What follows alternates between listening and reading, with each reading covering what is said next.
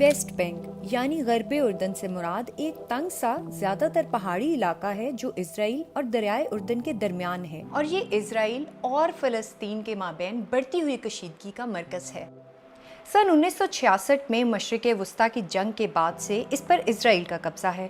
اس سے پہلے اس پر اردن کا کنٹرول تھا، اس سے پہلے انگریزوں کا اور اس سے پہلے سلطنت عثمانیہ کا۔ لیکن صدیوں سے یہ فلسطینی عربوں کا گھر رہا ہے۔ آج کل ان میں سے 30 لاکھ یہاں رہتے ہیں اور زیادہ تر لوگ اسے مستقبل کی فلسطینی ریاست کے دل کے طور پر دیکھتے ہیں۔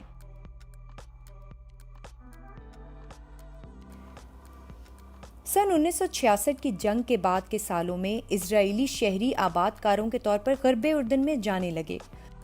They are the children of Ofra, a new settlement of 40 Jewish families on what once was Arab land. انہوں نے اسے اپنے قدیم آبائی علاقے کے حصے میں طویل دورانیے کے بعد واپسی کے طور پر دیکھا۔ شروع میں آہستہ آہستہ، لیکن 1980 کی دہائی کے وسط سے یہ تعداد بڑھتی رہی اور جلد ہی تمام غرب اردن میں بستیاں بن گئیں۔ اسرائیل کا کہنا ہے کہ مستقبل میں ان کو اپنی سلامتی کے لیے کچھ علاقوں پر قبضہ کرنے کی ضرورت ہے۔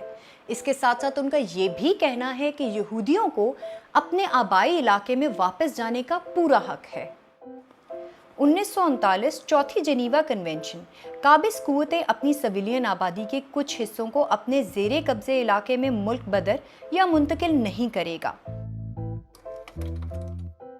53 سالوں سے جیسے جیسے امن کی کوششیں آتی جا رہی ہیں، آباد کاروں کی تعداد بھی بڑھتی جا رہی ہے۔ اگر آج غرب اردن کے نقشے پر نظر ڈالیں تو آپ کو فلسطینی شہریوں کے بیچ اور ان کے آس پاس بستیوں کا ایک الجھا ہوا جال نظر آتا ہے، کچھ بلاکس میں اور کچھ الگ الگ آبادیوں کی شکل میں۔ آباد کاروں کو محفوظ رکھنے کے لیے باڑ، سڑکیں اور چوکیاں ہیں۔ اگر یہاں سے فلسطین کا مستقبل شروع ہونا ہے تو یہ کم سے کم قابل عمل نظر آنے لگا ہے۔ لیکن ایک کام جو اب تک اسرائیل نے نہیں کیا، وہ غربی اردن کو باضابطہ طور پہ اپنا حصہ قرار دینا ہے، یعنی صرف فوجی قبضہ کرنے کے بجائے بستیوں کو باضابطہ طور پہ اسرائیل کا حصہ بنانا۔ اگر اسرائیلی حکومت اب یہ کام کر دیتی ہے تو یہودی آباد کار جو پہلے ہی اسرائیلی شہری ہیں باضابطہ طور پہ اسرائیلی خود مختار علاقے میں رہنے لگیں گے۔ سوال یہ ہے کہ یہ اب کیوں ہو رہا ہے؟ شاید پہلی مرتبہ ڈونلڈ ٹرمپ کی شکل میں سب سے زیادہ پرو اسرائیلی امریکی صدر اسرائیل کو پہلی مرتبہ ملا ہے۔ You have been the greatest friend that Israel has ever had in the White House. اس سال کے شروع میں ڈونلڈ ٹرمپ کے داماد جیرڈ کشنر نے ایک اور امن منصوبے کا انکشاف کیا تھا۔ ہم 1966 سے بہت دور آ گئے ہیں۔ اس منصوبے میں دیکھا جا سکتا ہے کہ اسرائیل مغربی کنارے کے تقریباً 1/3 حصے پر قبضہ کر رہا ہے، پچھلی کسی بھی تجویز سے کہیں زیادہ۔ اس میں مستقبل کی فلسطینی ریاست یا اس کے بچے کچے حصے کے بارے میں بات کی گئی ہے، لیکن صرف 4 سال بعد، اور وہ بھی سخت شرائط کے تابع۔ اسرائیل کے وزیر اعظم بنجامن نیتن یاہو کے لیے یہ زندگی میں ملنے والے ایک ہی موقع کی طرح ہے۔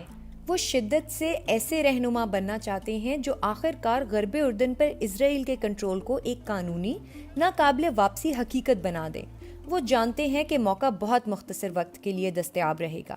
آخر اگر ڈونلڈ ٹرمپ نومبر میں دوبارہ منتخب ہونے میں ناکام رہتے ہیں تو وہ چند مہینوں میں اپنے عہدے سے ہٹ سکتے ہیں۔ تو کیا واقعی ہی یہ ہوگا؟ نیتن یاہو اور ان کے اسرائیلی اتحادیوں نے اس پر اتفاق نہیں کیا ہے کہ اسے کیسے اور کب کیا جائے۔ انہوں نے نہ ابھی تک نقشہ تیار کیا ہے اور نہ ہی کوئی ٹائم ٹیبل۔ اس سے وائٹ ہاؤس کی تشویش میں اضافہ ہو رہا ہے۔ وہ چاہتا ہے کہ اس کے گرین سگنل دینے سے پہلے اسرائیلی رہنما آپس میں اتفاق کر لیں۔